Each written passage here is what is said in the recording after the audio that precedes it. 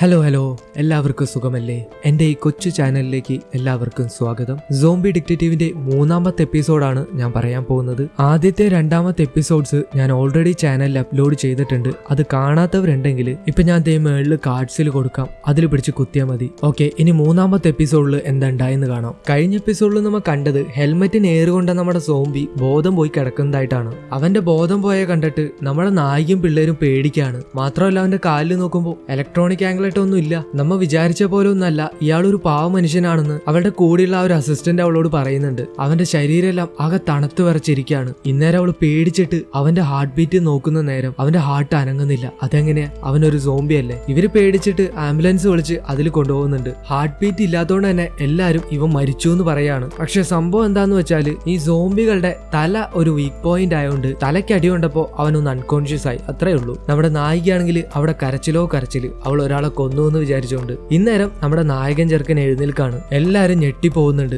ഇപ്പൊ അതിലൊരാൾ പറയുന്നുണ്ട് ചിലപ്പോ ഈ മെഷീൻ കംപ്ലൈന്റ് ആയിരിക്കും. അപ്പൊ വേറെ ഒരുത്തൻ അങ്ങനെ വരാൻ വഴിയില്ല, ഇത് പുതിയതാന്ന് പറയുന്നുണ്ട്. ഇപ്പൊ നമ്മുടെ നായികയും ഇപ്പൊ ഹോസ്പിറ്റലിൽ എത്തുമെന്ന് പറഞ്ഞ് അവനെ പിടിച്ച് കിടത്താണ്. അങ്ങനെ ഹോസ്പിറ്റലിൽ എത്തുമ്പോ ഇവനെന്താ സംഭവിച്ചിരിക്കുന്നതെന്ന് ആർക്കും ഒരു പിടുത്തവും കിട്ടുന്നില്ല. ഇപ്പൊ വേറെ ഒരു തമാശ എന്താന്ന് വെച്ചാല് നായിക അവന്റെ അടുത്തേക്ക് വന്നിട്ട് അവളുടെ ബിസിനസ് കാർഡ് അവന് കൊടുക്കാൻ നേരം പുള്ളിക്കാരൻ പെട്ടെന്ന് ഇവളിവനെ തല്ലാൻ വരാന്ന് വിചാരിക്കാണ്. അന്നേരം അവളും അല്ല ചേട്ടാ ഞാൻ നിങ്ങളൊന്നും ചെയ്യില്ല, എന്റെ കാർഡ് തരാനെന്ന് പറഞ്ഞിട്ട് അവൻ ആ കാർഡ് കൊടുക്കാണ്. നിങ്ങൾക്ക് എന്തെങ്കിലും ബുദ്ധിമുട്ട് തോന്നിയാൽ എന്നെ എപ്പോ വേണേലും വിളിച്ചോന്ന് അവള് പറയാണ്. അങ്ങനെ നമ്മുടെ ആളാണെങ്കിൽ അവള് മാറുന്ന സമയം നോക്കിയിട്ട് അവൻ അവിടെ നിന്ന് എസ്കേപ്പ് ആവാണ്. ഇപ്പൊ നമ്മുടെ നായിക ആകെ കൺഫ്യൂസ് ആയിട്ട് പുറത്തേക്ക് ഇറങ്ങി അവളുടെ ആ ഒരു പോലീസുകാരുടെ സുഹൃത്തുണ്ടല്ലോ അവനെ വിളിച്ചിട്ട് കാര്യങ്ങളൊക്കെ പറയാണ്. ഇന്നേരം അവനാണെങ്കിൽ അയാളെ നീ വേഗം കണ്ടുപിടിച്ചിട്ട് കാര്യങ്ങൾ ഒത്തുതീർപ്പാക്കാൻ നോക്കുന്നു പറയാണ്. കാരണം നീ ഇപ്പൊ ചെയ്തേക്കുന്നത് അറ്റംപ്റ്റ് ടു മർഡർ ആണ്. മാത്രമല്ല അയാളിപ്പോ കാണാനുമില്ല, വേഗം അയാളെ കണ്ടുപിടിക്കാനുള്ള വഴി നോക്കുന്നു അവളോട് അവൻ പറയാണ്. ഇന്നേരം ഇതറിഞ്ഞിട്ട് അവളെ അന്വേഷിച്ച് അവളുടെ ചേച്ചി പോലീസ് സ്റ്റേഷനിലേക്ക് വന്നേക്കാണ്. ആ മൂദേവി പിന്നെയും എന്തോ ഒരു പ്രശ്നം ഉണ്ടാക്കിയില്ലേ,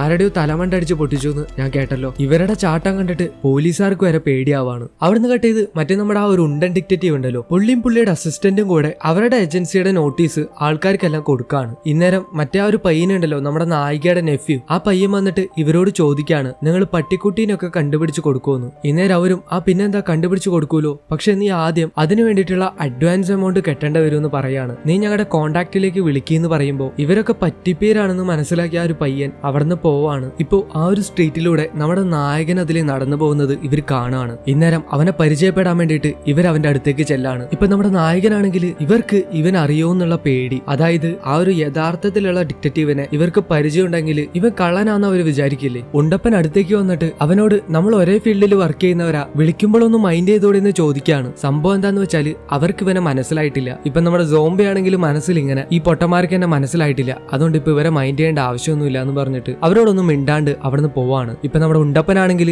ഇവൻ ഇത്രയ്ക്ക് അഹങ്കാരിയാണോ? മാത്രമല്ല താടി എടുത്താല് ഇത്ര അധികം ഒരാൾ മാറോ? ഇവന്റെ പോലെ നല്ല ഷേപ്പായിട്ട് മാറണം, എന്നാലേ ആൾക്കാർക്ക് ഒരു വില ഉണ്ടാവുള്ളൂ എന്ന് ഉണ്ടപ്പൻ മനസ്സിൽ വിചാരിക്കുകയാണ്. അവിടുന്ന് കട്ട് ചെയ്ത് കാണിക്കുന്നത് നമ്മുടെ നായകന്റെ ഡിറ്റക്റ്റീവ് ഏജൻസിക്ക് ഒരു കോസ്മെറ്റിക് സെല്ലർ കുറെ ക്രീമുകളൊക്കെ വിൽക്കാനായിട്ട് വന്നേക്കാണ്. ഇപ്പൊ അവരാണെങ്കിൽ അവരുടെ കുറെ പ്രൊഡക്ട്സ് അവനെ പരിചയപ്പെടുത്തുന്നുണ്ടെങ്കിലും പുള്ളിക്കാരൻ അവന്റെ പൈസ ഇല്ലാന്ന് പറഞ്ഞിട്ട് അവരെ പറഞ്ഞേക്കാണ്. പക്ഷെ അവർ പോകുമ്പോ ഈ ടെസ്റ്റ് ചെയ്യാൻ വേണ്ടിയിട്ടൊക്കെ ആൾക്കാർക്ക് കൊടുക്കുന്ന ആ ഒരു ക്രീം അത് അവരവിടെ മറന്നു വെച്ചിട്ട് പോവാണ്. നമ്മുടെ നായകന്റെ അത് കിട്ടുന്നുണ്ട്. അവനാണെങ്കിൽ ഇപ്പോ നല്ലപോലെ വിശക്കുന്നുണ്ട്. പുള്ളിക്കാരൻ വിശപ്പിന് എന്തെങ്കിലും കിട്ടുമെന്ന് നോക്കാൻ വേണ്ടിയിട്ട് അവന്റെ തൊപ്പി എടുത്തിട്ട് പുറത്തേക്ക് ഇറങ്ങാണ്. അവിടുന്ന് കട്ട് ചെയ്ത് നമ്മുടെ നായികനെ കാണിക്കാണ്. പുള്ളിക്കാരത്തി ന്യൂസ് ചാനലിലായോണ്ട് തന്നെ ഏതൊരു പൊളിറ്റിക്കൽ ലീഡറിനെ കുറിച്ചിട്ട് എഴുതിയിട്ട് അയാളുടെ ആൾക്കാർ ഇവളെ തടഞ്ഞു നിർത്താണ്. പക്ഷെ ഈ പാവം പിടിച്ച അണികൾക്ക് അവരുടെ പ്രസിഡന്റിന്റെ ശരിക്കുള്ള സ്വഭാവം അറിയില്ല. ഇപ്പൊ നമ്മുടെ നായികയാണെങ്കിൽ അത് അവരെ പറഞ്ഞ് മനസ്സിലാക്കാൻ നോക്കുന്നുണ്ട്. പക്ഷെ ഈ മതപ്രാന്ത മൊത്തായി പാവങ്ങൾക്ക് അതൊന്നും പറഞ്ഞിട്ട് മനസ്സിലാവുന്നില്ല. ഇന്നേരം അവളുടെ ആ ഒരു അസിസ്റ്റന്റ് ഉണ്ടല്ലോ, പുള്ളിക്കാരൻ വന്നിട്ട് അവൾ അവിടുന്ന് പിടിച്ചോണ്ട് പോകുന്നുണ്ട്. ഇതേ നേരം തന്നെ അവര് ചെയ്യാനിരിക്കുന്ന ഒരു പ്രോഗ്രാം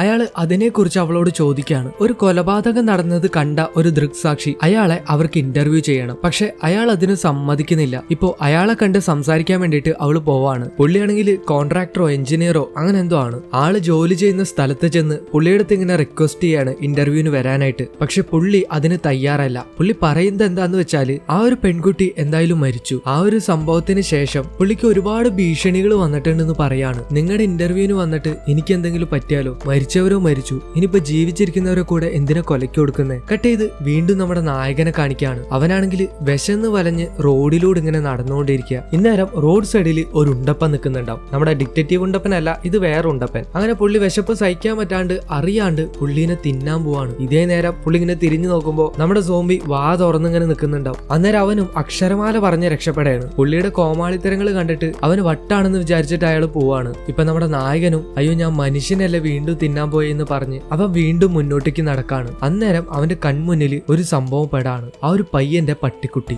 ദൈവമായിട്ടാണ് എനിക്കിപ്പോ ഇതിനെ കാണിച്ചു തന്നെന്ന് പറഞ്ഞിട്ട് അവൻ ആ പട്ടിക്കുട്ടിനെ പിടിച്ചു കൊണ്ടുപോവാണ്. കാരണം അതിനെ പിടിച്ചു കൊടുത്താൽ അവൻ ആ പിള്ളേരെ നിന്ന് കാശ് വാങ്ങാലോ. അങ്ങനെ പുള്ളി ആ ഒരു പട്ടിക്കുട്ടിയുടെ ലോക്കറ്റ് മാത്രം എടുത്തിട്ട് ആ ഒരു പിള്ളേരെ കാണിക്കാനായിട്ട് കൊണ്ടുപോവാണ്. ഇതേ സമയം നമ്മുടെ നായികയുടെ ചേച്ചീനെ കാണിക്കാണ്. പുള്ളിക്കാരത്ത് ഇങ്ങനെ പാട്ടൊക്കെ പാടി ഡാൻസ് ഒക്കെ കളിച്ച് പാചകം ചെയ്യാൻ വേണ്ടി പോകുന്ന നേരം ഫ്രിഡ്ജ് തുറക്കുമ്പോൾ അതിലൊരു സാധനം ഉണ്ടാവില്ല. സംഭവം എന്താന്ന് വെച്ചാല് നമ്മുടെ നായിക ആ ഒരു സാക്ഷിനെ സോപ്പ് ഇടാൻ വേണ്ടിയിട്ട് അയാൾ വർക്ക് ചെയ്യുന്ന കൺസ്ട്രക്ഷൻ ഫീൽഡിലെ തൊഴിലാളികൾക്കൊക്കെ വീട്ടിലുള്ള സാധനങ്ങളൊക്കെ എടുത്തുകൊണ്ട് പോയിട്ട് ഭക്ഷണം വെച്ച് കൊടുക്കായിരിക്കും. പക്ഷെ അവള് വിചാരിച്ച പോലെ തന്നെ എങ്ങനെയോ അയാൾ ആ ഒരു ഇന്റർവ്യൂവിന് വരാന്നും അയാൾ കണ്ട ആ ഒരു കൊലയാളിയെ പറ്റിയിട്ടുള്ള കാര്യങ്ങളെല്ലാം സംസാരിക്കാന്നും പറയാണ്. ഇന്നേരം വീണ്ടും നമ്മുടെ നായകനെ കാണിക്കാണ്. പുള്ളിക്കാണെങ്കിൽ ആ ഒരു പട്ടിക്കുട്ടീനെ വെച്ചിട്ടൊന്നും ചെയ്യാനില്ല. പുള്ളി വിശപ്പ് സഹിക്കാൻ പറ്റാണ്ടാവുമ്പോ അതിനെ തിന്നാനായിട്ട് നോക്കാണ്. പക്ഷെ അതിന്റെ നോട്ടം കാണുമ്പോൾ പുള്ളിക്ക് പാവം തോന്നിയിട്ട് അതിനെ തിന്നുന്നില്ല. പുള്ളി അതിനോട് പറയുന്നുണ്ട് നീ അങ്ങനെ നോക്കല്ലേ എന്ന്. എന്നാലും നിഷ്കളങ്കനായ നമ്മുടെ സോംബിയുടെ മനസ്സ് അതിന് സമ്മതിക്കില്ല. ഇതേ സമയം പുറത്ത് സ്ട്രീറ്റില് ഒരു പുതിയ റെസ്റ്റോറന്റ് തുടങ്ങുന്നതിന്റെ ഭാഗമായിട്ട് ഫ്രീ ആയിട്ട് ഫുഡ് കൊടുക്കുന്നുണ്ടാവും. അതാണ് കുടൽമാല സൂപ്പ്.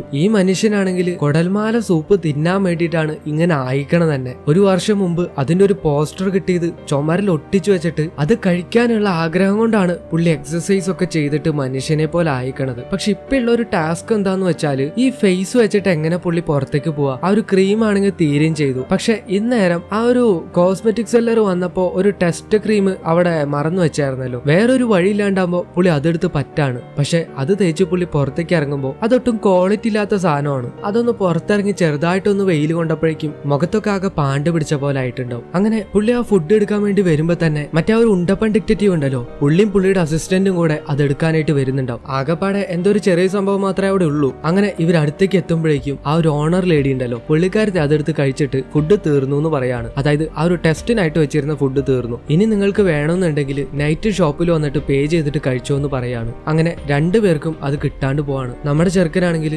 വിശപ്പിന് ഞാൻ ഇനി എന്ത് ചെയ്യുമെന്ന് പറഞ്ഞ് നടക്കുന്ന നേരം പുറകിൽ നിന്ന് പുള്ളിക്കാരൻ ആരോ വന്ന് പിടിക്കാണ്. നോക്കുമ്പോ സോംബീസിന്റെ പോലെ വേഷം കെട്ടി കുറച്ച് ആൾക്കാർ അവർ ഈ ഒരു കടയുടെ ഉദ്ഘാടനത്തിന് വേണ്ടിയിട്ട് സോംബീസിന്റെ പോലെ വേഷം കെട്ടി പെർഫോം ചെയ്യാൻ വേണ്ടി വന്നേക്കണതാണ്.